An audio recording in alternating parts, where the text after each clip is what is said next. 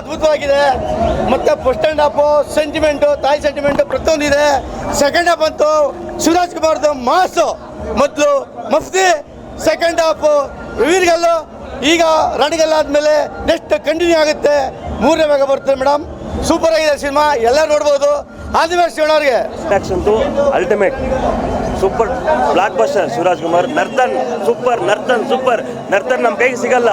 Next PAN ಇಂಡಿಯಾಗೆ ಹೋಗ್ಬಿಡ್ತಾರೆ ನರ್ತನ್. ಸಕ್ಕತ್ತಾಗಿದೆ ಮೂವಿ ಅಂತೂ, ಸೂಪರ್ ಆಗಿದೆ.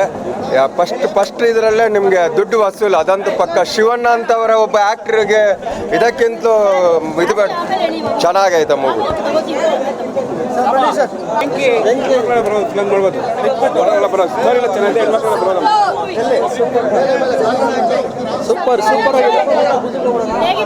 ಸೂಪರ್ ಆಗಿದೆ, ಎಲ್ಲರೂ ನೋಡ್ಬೋದು. ಸೂಪರ್ ಆಗಿದೆ. ಶಿವಣ್ಣನ ಆಕ್ಟಿಂಗ್ ಮಾತ್ರ ಮಸ್ತ್ ಸೂಪರ್ ಆಗಿದೆ.